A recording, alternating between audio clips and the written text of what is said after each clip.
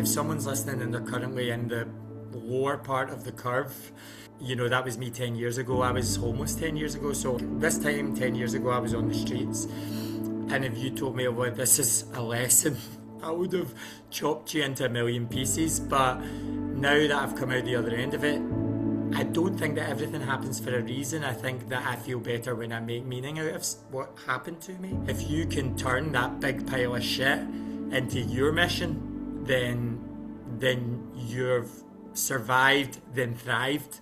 And there's a massive difference between those two things, because sometimes when you're a survivor, you can stay in that old story. But for me, the last certainly 5 years have been about turning all that stuff that happened that I still don't really make sense out of and don't want to. How can I turn this big pile of crap into something useful to the world? Since first living in Barcelona, aged 21, I discovered that some of my favourite people are AA people, Alcoholics Anonymous. I myself have never been, but I've been tempted on so many occasions because the people I've met that are involved in that association, well, they always have a good story, but I also always envied their camaraderie with one another. Only when I was older, I sort of realised, okay, they're my kind of people because they are facing life without vices. There's such a strength that's required for that, and they so often also respect the portal of pain, and they are connecting to a higher power as part of their path too. So I do have a lot in common with this kind of folk. Iain has a great story, and he's from the west coast of Glasgow, so he has inbuilt hilarity and has rolled it into a touring international comedy show. He's also a motivational speaker and teacher. Like all my favourite comics, he's a keen social observer and has a heart of gold. In my book, that goes together with a great capacity for honesty and direct communication. So be prepared, dear listener, for he may make you a little bit uncomfortable, but he is also a living example of why facing your discomfort, recognizing your own addictions, and being prepared to sit with what you least enjoy to see is such a vital requirement for love and to engage with community, which so many long for these days. I do want to show this off because, Yes. as I said, this is my most used accessory. It is a canvas bag, and it says on the front Traumedy, and I kind of proudly walk around with that, like slung over my shoulder, whatever city I'm in, because I think it's such a legendary term. Yeah. And the rate that you are developing your career, this really might become common language. You should sign it. Yeah, you should do like an exclusive batch of these canvas bags. A little bit thin. A Yeah, little bit wearing out. I'll get you some more. I'll be back in Scotland soon. I'll get you 10 bags. I look forward to that because I remember first seeing it in Barcelona on a poster, Traumedy. It sort of sums up, obviously, so much of what you do and so much of what you stand for. How would you introduce yourself to the listeners? Stand-up comedian and almost 9 years clean and sober. So I'm an addict in recovery. And so I consider myself a little bit of a kind of untraditional gay. My sexuality not being the most important thing about me. I love you for that rebelliousness, and I think we share that kind of, you want to put me in a box, I'm going to blast out of the box, let me show you. The box doesn't really exist, and that's so evident all the way through your story. So could you tell us a little bit about your early life and the early ways you were breaking those molds that were put upon you? Your little trip when you were an emo age 16, I would like to be included. Well, it's so funny because it's only now that you've asked that question I've really thought I did always kind of break tradition. I grew up in a town called Port Glasgow to a working class family, and that's so funny because I hated being working class when I was younger. I didn't know I was working class. I knew we weren't rich, and I didn't know that until I went to high school. So when I decided I wanted to go to high school, I can't explain it. I had this feeling that there was something great out there for me and I wasn't going to find it in my local high school. I remember there was some of the students that had left the year before came back to the primary school to say hi. And one of them was wearing this really nice uniform, burgundy blazer and really smart skirt and black tights, and she looked proper posh. She went to a school called Greenock Academy, which for years used to be a private school and then was a public school. And I was like, I just know by her blazer I'm meant to go to that school. It was the weirdest thing. So I went to the local library when I was in primary five. For international listeners, primary five is what, 9 years old? 9 years old, yeah. Eight, Or nine. 8, 9 years old. So I went to the local library, pulled out all the statistics on school exam rate passes, and found that the academy scored the highest. And I told my mum that's where I have to go. I had to go to this interview, and I remember my mum and my grandmother coming with me. I remember saying to my mum before I walked in the room, I think you should just let me do all the talking. That's so you. Just Leave leave this this to to me. And so I got in. I kind of grew up fast. That actually makes me very sad now that I'm nearly 42 because I skipped a large chunk of my childhood. But then what happened was I left home at 16, ran away to join a cult in Denmark just to get away from home. And actually for years after that, I had a very rootless existence. I could just pack my bags and then vanish. I just had no attachments to a place. And I used to think that was a really cool thing about me, but actually, by the time I got to 33 and I hit rock bottom, I had been homeless, I had been, lots of things. That actually was very dangerous because when you move through life in such a transient way that it becomes your personality, people just are not concerned about you. You almost become invisible. really interesting. So I love the emo joining a cult at 16. I mean, because it's such a great part of your story. But I think it's another example of this kind of busting through the mold. Some of it was breaking the mold, and I would say some of it was survival. Right. Yeah, that combination. And that word traumedy just woven through the whole story, right? Because what you're saying there about I used to be so proud of this and I can adapt and I have this strength and now I see the taintedness that was there. But then I would encourage you that absolutely as someone with a mission and a message to share, just to go back to my merchandise here. Traumedy. Like Love other people like their lives depend on it, yeah. your Yeah. tagline there, like that's this mission that you have. Do you consider by now that actually there was a perfection in the family you chose, what you went through, and that searching for belonging and ultimately where it led you? Yeah, I mean, I now am very grateful to my past. Because addiction has been such a part of your story, and because that was such a contributing factor to the situation where you found yourself homeless.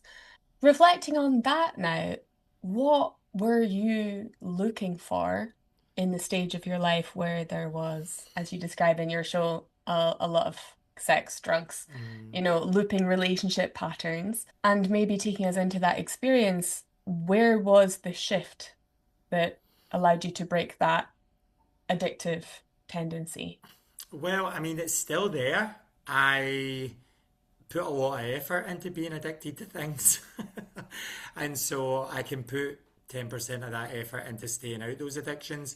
And I think for me, like the definition of addiction as it is in some of the literature I've read is they talk about this in one of the 12-step programs. They talk about it being endless loops of behavior that lead you into emotional bankruptcy and demoralizing behavior. And that doesn't need to be substances. I think I was controversially lucky that it was substances and alcohol because it's not socially acceptable to do cocaine at work, right? And to get drunk at work. In my opinion, some of the body positivity movement was the celebration of food addiction in a way that I found very harmful. There's a difference between loving your body and then eating until you're like purposely trying to get bigger. For me, was the glorification of food addiction, the same way that now we have the opposite happening with people that don't need to be on weight loss medications, and them being applauded for looking so thin, which again, our generation, I had bulimic and anorexic friends when I was in high school and uni. So this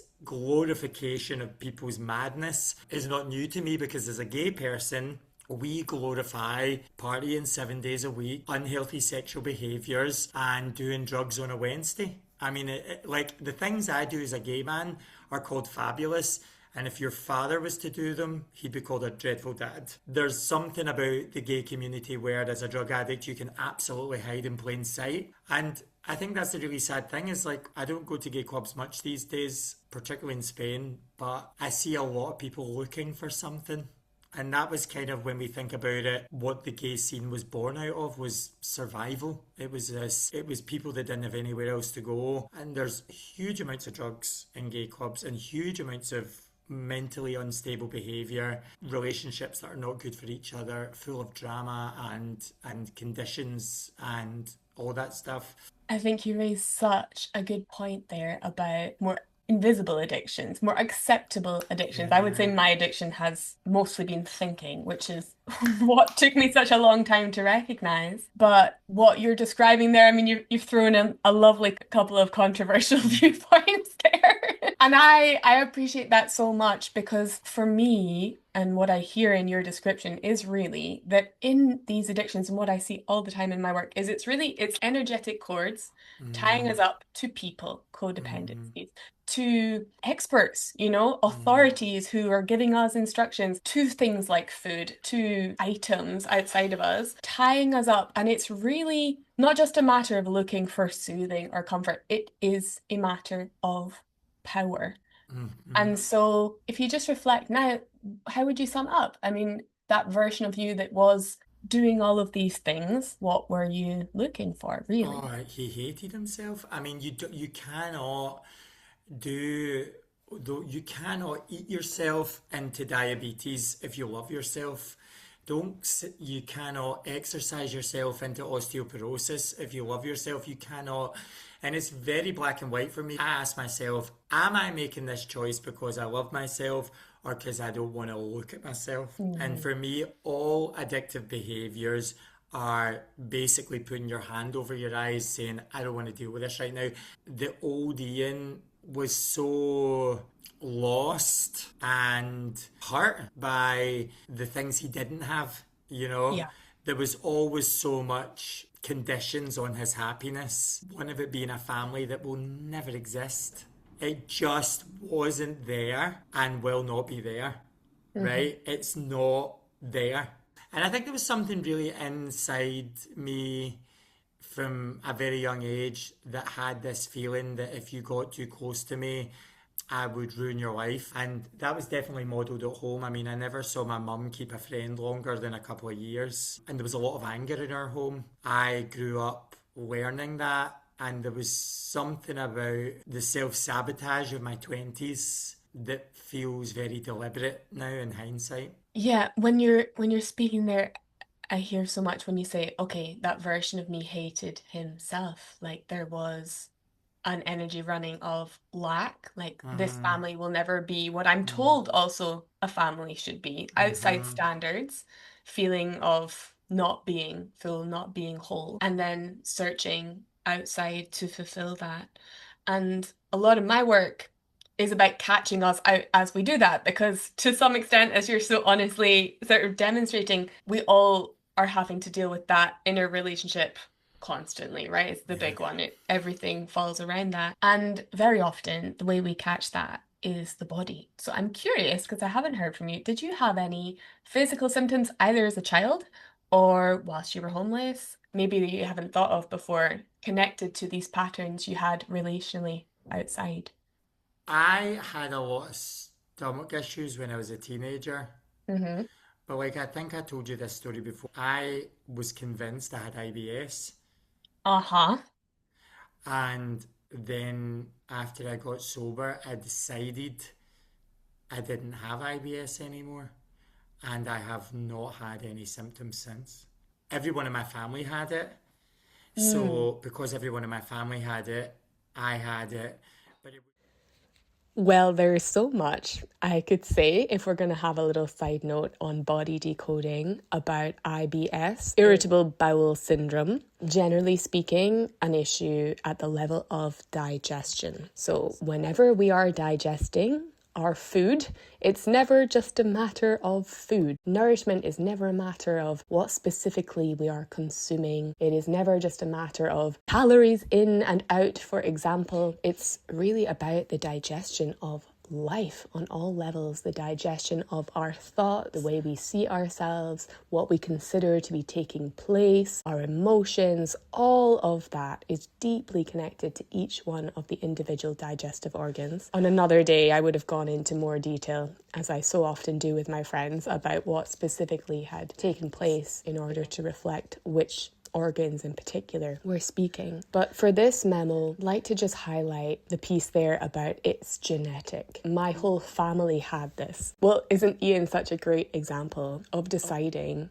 not to have the same thing and managing to execute that? I hear this a lot, not so much from my clients, more people that I meet outside of my work who are less inclined to come into it. They tell me, oh, well, it's impossible to do anything with my family. It runs in the family. What that really means is there are mental, emotional patterns which you have inherited and are holding. And that's producing the same or a similar physical condition as your parents or your grandparents have. But the responsibility and the power to make a change there absolutely lies with you. So there's also a note on the danger of diagnoses. I fully understand that when people are feeling fearful and confused about what's happening in their body, when you are of the belief that something is broken, if you don't realize yet that your body is always on your side and always just directing you on your next step, even if that is uncomfortable and painful, then you can go seeking. And very often in our society, people go to the doctor, they go to allopathic medicine. And actually a lot of alternative medicine is just a similar format of an expert letting you know what's wrong and how to fix it, diagnosis and prescription. But we know it's not that simple, because we know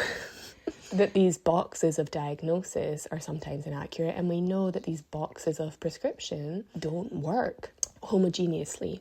So I say there's a danger in diagnosis in that if you are completely attached to a diagnosis, you miss the opportunity to connect to yourself, connect to your power, expand your awareness, which is what illness asks of all of us. And you mentally put yourself into another box when really healing is all about stepping out of them. And finally, just to honour the power of one's decision, the power of your recognition, your expanded self-awareness. Iain is not someone who's engaged in a huge amount of healing methodologies or rituals. That's another thing that a lot of people in the industry I work in can loop in for years, trying to fix, trying all the things.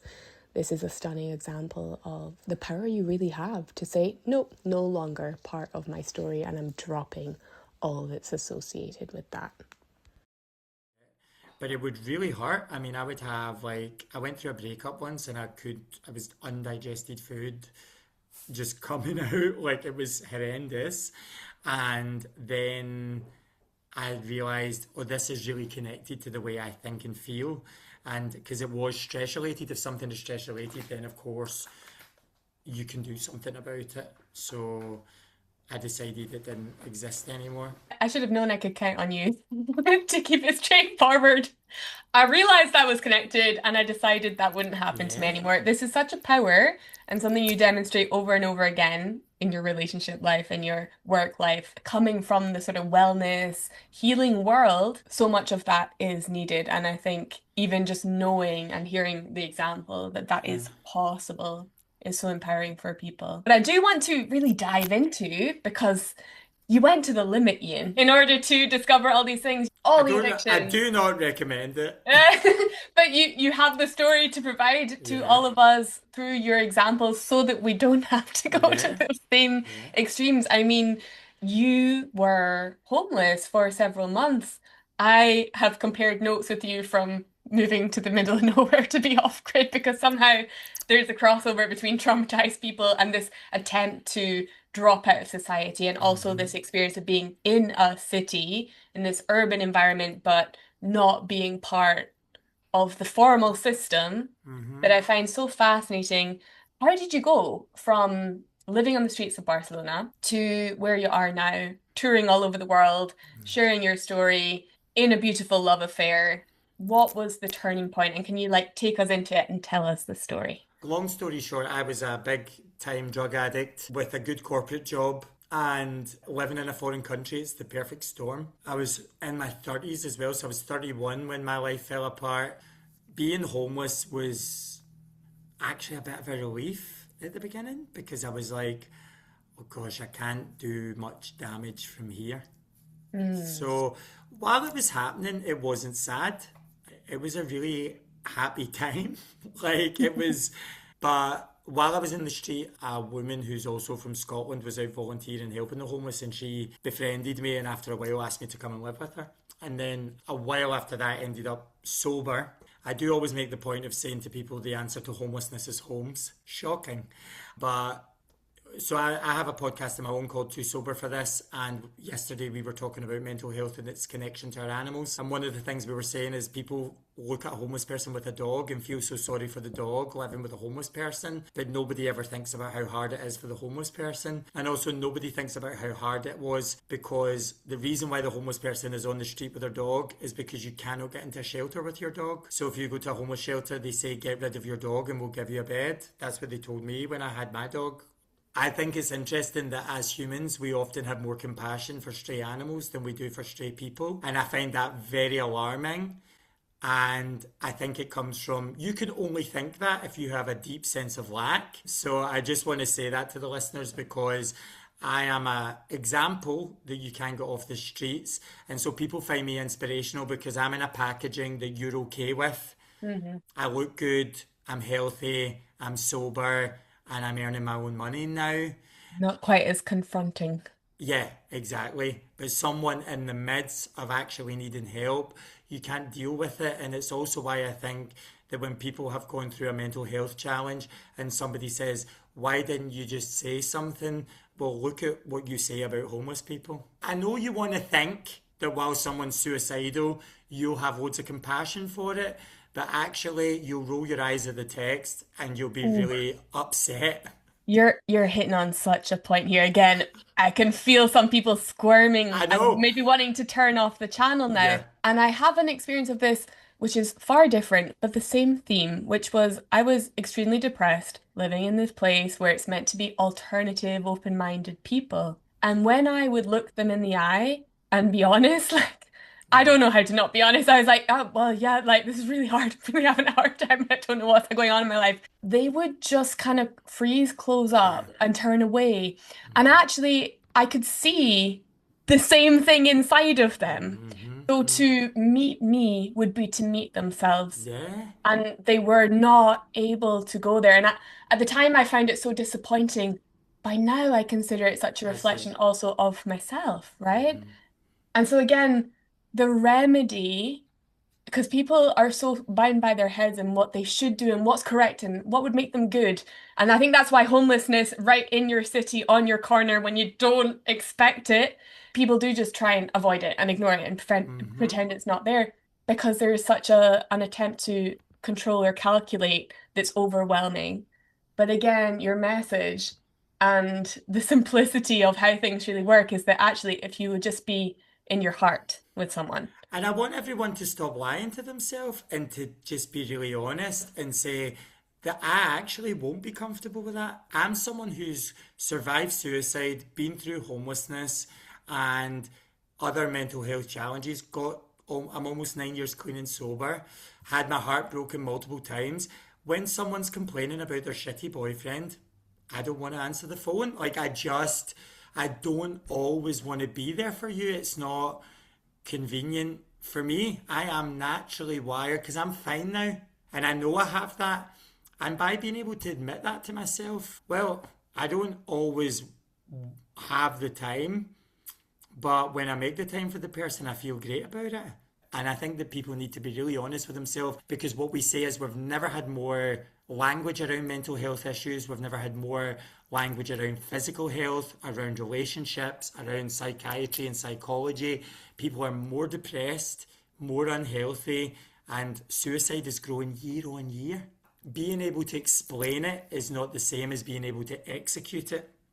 Oh, I love it. Another little uncomfortable reflection from Ian. But the honesty there that you offer people is a reflection of the honesty you've been forced to face inside of yourself. And Yes. I think you highlighted another piece there, which is that there is a balance. There is no right or wrong behavior that adds up to a loving, honest interaction. It is loving yourself, which generates boundaries. And at the same time, meeting other people authentically in love is not about controlling or forcing or calculating in the way that we're kind of trained to.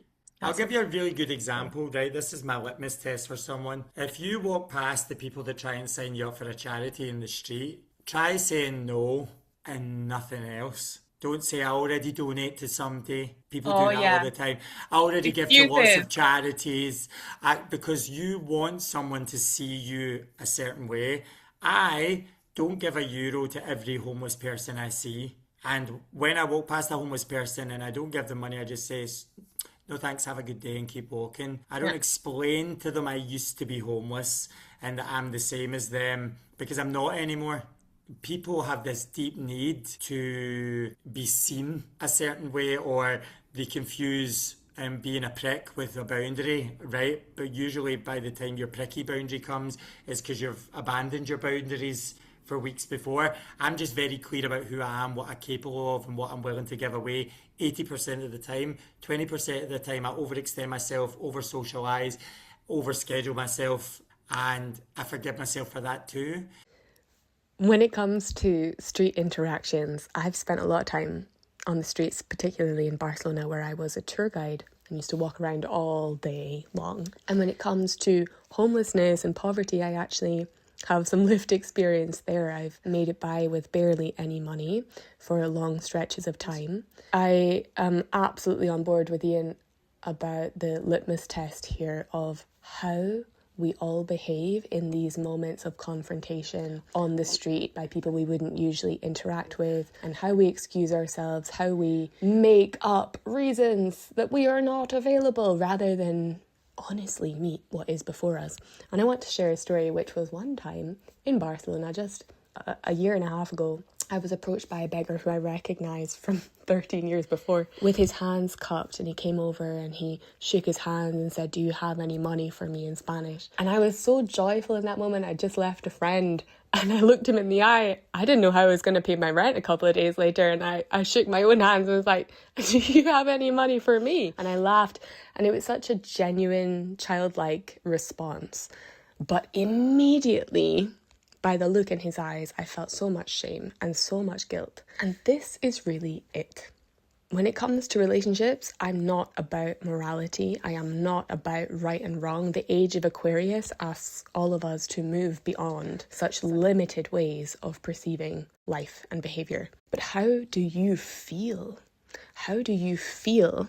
And where are your feelings rooted? The whole world is your mirror, and every single encounter you have is an opportunity to meet yourself. So when you know how to listen, everyone is the guru is one of my favourite phrases. But that's not listen to the outside. It is attention to the reflection you are receiving and what that tells you about who you are. So every encounter is then an opportunity to reflect on the stories you carry about who you are, about how life works, and the bindings that remain in you to correct societal behaviour to these boxes, to old molds. When you free yourself from them and meet the world with pure presence, not only do you get free, we all get free. Okay, prep yourselves, because Iain is about to hit you with an admission to make up for all of his highlighting of the often unseen shadows that we carry. I know I'm not always a great person. I also know I'm not always a bad person.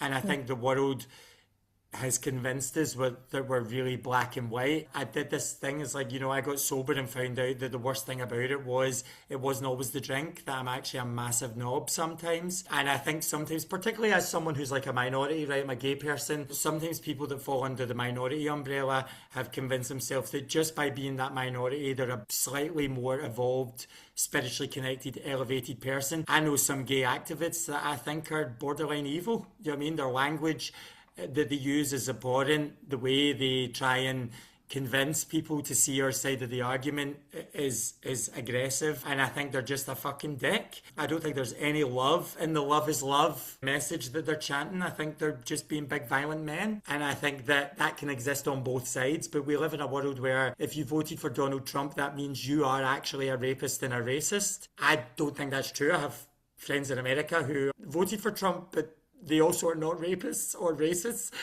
And just because you voted for the left doesn't mean that you want all children to become trans. And I think that I'm all those things. I'm this gorgeous contradiction of having lived a very privileged life, a very unprivileged life, and having sometimes felt like I've learned nothing and sometimes felt like I've learned too much. Yes. So he'll tell it to you straight. And there you are again. These boxes, right? The way everyone is adding up and calculating and seeing through the mind how things are, how it has to be, how I must behave within that such a rigid way to experience life. And so for me, I definitely interpret from your story that the turnaround happened somewhere in that process of getting sober. And you described in the beginning just looking to belong outside. That's where I see people losing their energy, especially in the throat chakra. Exactly, such a great example of over explaining, oh, I would love to, but I just can't. This is an energy leakage, it's a power leakage, and it's just a misuse of the power that you are. And it doesn't help anyone or anything. It just makes you feel a little bit more comfortable about the way that you're handling yourself. Yeah.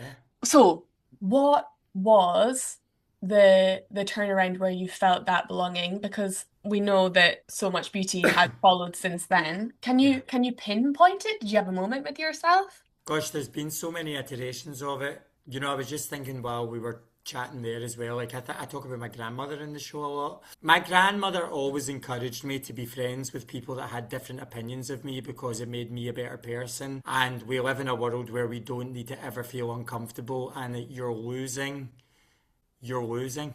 Like that's like the end of sentence. Like that, you are losing the ability to connect, and to constantly feel like the world is against you must be so exhausting, that everyone's out to get you, that people are wrong, black, and you are right, white. It's like, it's not like that. You know, I have a partner who's Filipino and they just all have to work together all the time in spite of what they believe, because their village floods every year or the volcano erupts or some mad stuff that we just don't have. Like, we're so privileged, we're stupid. And I think that for me, the turning point has been in my life. I got sober through a 12-step recovery program. And one of the traditions of that is that we only talk about alcoholism in the meeting or drug addiction in the meeting. And what that means is I am definitely sitting in a meeting room with someone who's homophobic, with someone who's sexist, with a right-wing woman, with a transphobic person, with a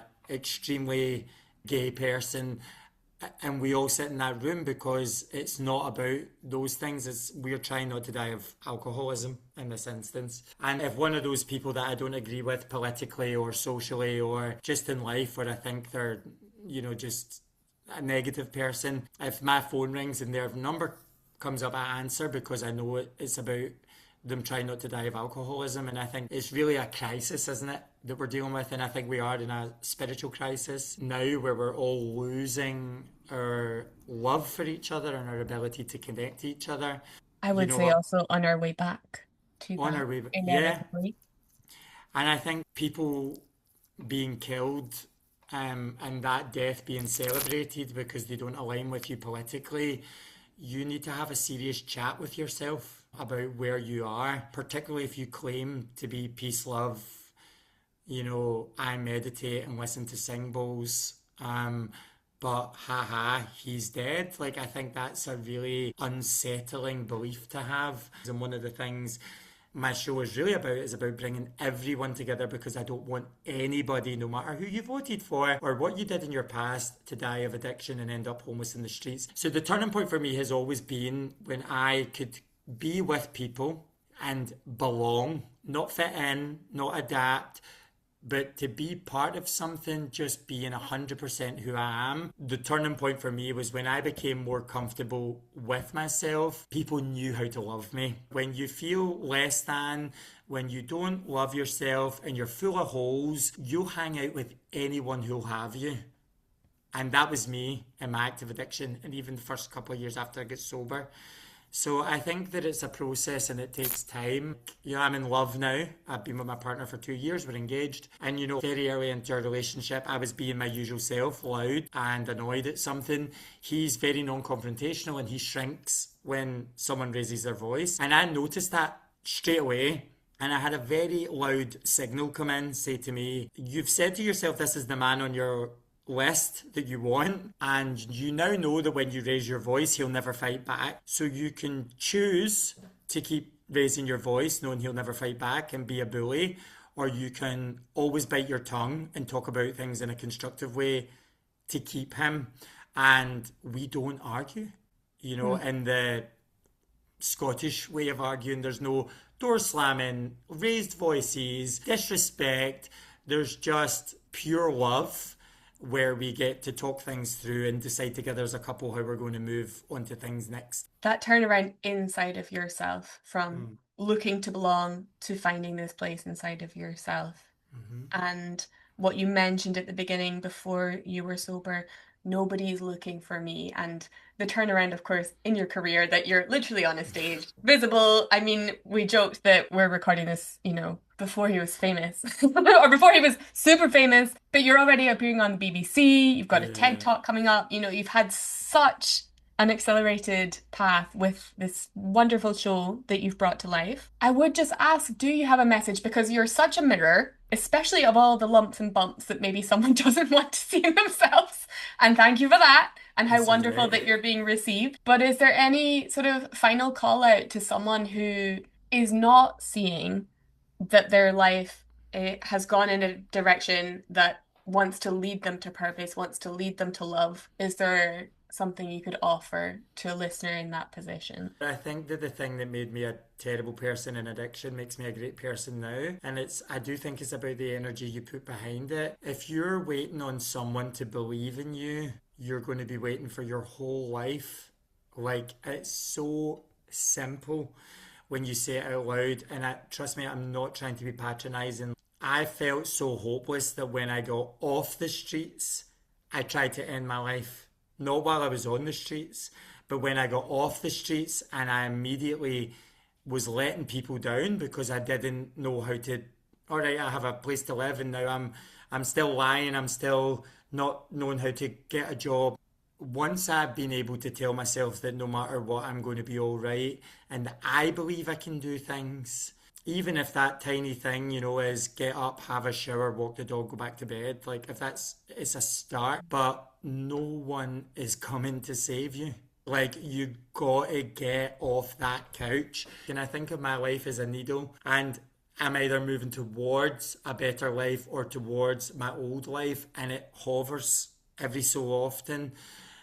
It's like your weight going up and down, but all I wanted to do at that point was to stop breaking people's hearts. I was tired of being a piece of shit until I realised I was so full of potential, the word that all depressed people hate to hear, right? It's so triggering. You have so much potential, but we all are. And you've got to put the belief behind your skill set and stop comparing yourself to everyone else.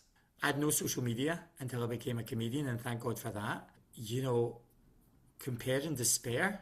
Back to the beginning and your family and this standard and this sense of lack that comes from the outside as well. Yeah. Okay, final question. I hear such a practicality in your description there, because people talk all the time, you gotta love yourself, and it's so airy and people don't know what it means. But what I'm hearing from you is this commitment to show up for yourself, to believe in yourself, to do the thing that you say you're going to do. And behind that, this aspect of relationship where you don't want to let others down, which actually equates to not letting yourself down. Yeah. And is there something you'd like to add when I really put it to you? This big question, Iain, at this stage in your life, what is love? Ooh, love is, it's an action. So to kind of go back to what you just said there, so when I first got sober, I absolutely did not like myself, never mind love myself, and I was told to keep a gratitude list. I was like, oh God, but it's not a feeling, it's a practice. And I went through a breakup a few years ago and had to start saying out loud to myself, like, to really acknowledge the gifts in my life. Like, I love my coffee machine, I love my apartment, I love my dog, I love my job, and it felt so hammy. But 10 years ago I was living in a park thinking my life was over, and thank God for that, right, that I was going to die in the streets. And so there's so much of learning to love myself was parenting myself, making my bed because I'm worth it, getting my hair cut because I'm worth it, buying myself nice things because I'm worth it, buying myself fruit and vegetables and cooking a lovely meal because I'm worth it, and not saying I love myself but I'm too busy to eat properly. So it really came from an action, but these tiny little wins when how we speak to ourselves, little things about like I do not make jokes at my own expense. I never go, oh God, Ian, you're such an idiot. Of course you got that wrong. I'll just say, I made a bad choice, I'll move through it. I spent too much money, I won't do that again. But the way that we speak to ourselves is often aggressive and violent, and in my case, the way my parents spoke to me, we were stupid, idiot, why did you do that? Classic you. I speak very highly of myself all the time. I say out loud, I can do this. I tell myself I've got this.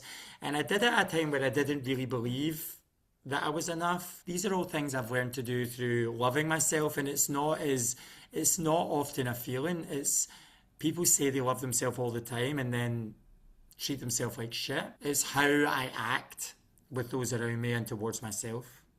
I really appreciate that. I think, again, a very grounded Scottish response. Ultimately, you got to keep those receipts. And what you describe is simple, is daily small actions. And it can be performed as self-love. I've done the same. Oh, I love myself. And then to really notice how far you're actually treating yourself, there's so much honesty required and such an infusion into those moments and those actions that Yeah. is wordless, but is a texture that you know, whether it's love or performance. So And only you know, of course. only you'll know, and it's the same as like I pray. I don't know to what I'm praying. There's a lot of evidence to suggest that it does actually change your brain chemistry. Like it is wonderful, like chanting, whatever the thing is. But some people get caught up in the old thou art this. I talk to the higher power of my understanding like I talk to you. It's a chat with my pal who's on my side. Couldn't be any other way, Ian, for you. Yeah. Hey. Hey, ho! And it's, it has to be something that's accessible for you. The same as my meditation practice is not that complex. And the gratitude list is if I start my day grounded in gratitude, I look for things to be grateful for. I'm nearly 9 years sober and I still wake up extremely negative and Scottish and immediately start complaining about life if I let myself. And so self awareness without action is self harm. And so knowing that I wake up negatively is one piece of information. Doing fuck all about it is a bad choice. Yes, sir. Yes. This guy will catch you out. This guy will reflect where you're not Sorry. embodied. And how can people learn more about you? Obviously, you have this traveling show, Traumedy, which I Yes. recommend. Get yourself some merch. Yeah. And how else? What else is coming up? Well, actually, I do have hopefully a documentary coming out at the end of the year. We're also working on some workshops. So I've started trialing some writers' workshops.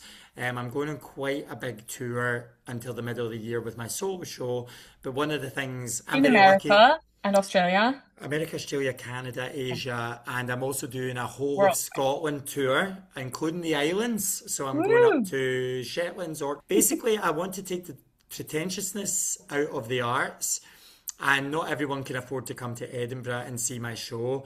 And my show's a community-led show. And so the idea we're working on is for me to do the show in community centres, libraries, rehab centres, schools, wherever I can go, small towns, islands. It's going to be pretty spectacular.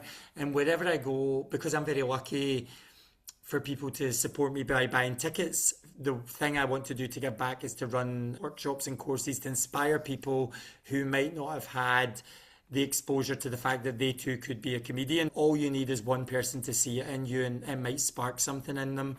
And I would love to be providing a space for that to happen. So Fantastic. You're definitely acting just as you've described so many of these special people who passed through your life who reflected your potential and beauty to you. You definitely are bringing that to all areas. And you do a lot of thank work you. with homeless charities in Barcelona in particular too. So if anyone wants to reach out or host you somewhere in the world, your details are in the show notes. Yes. Yes, and Lovely. I'll go anywhere you want the show to go. I'll show up. You'll be there. And congratulations on this new project. It's Thank you. so you. Oh yeah, Yeah. Like original your love audience song. are very lucky. I'd seen some of your videos online before I met you, and you're exactly the same in person as you are online. And it's very rare to have someone be the same in real life as they are online. It's a struggle as I experienced creatives that. we Yeah. have, yeah. Yeah.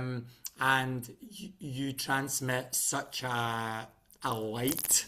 Oh, Like whatever you're seeing online, you should see the IRL experience. It'll blow your tits off. thank you. And I actually want to add one final story about how we met because you steered the conversation, and then I've taught this to other people. And again, about not wasting energy and not over explaining yourself, you just leaned in and said, "You're very interesting. I'd love to see you again." And as you stood up, you you like made this.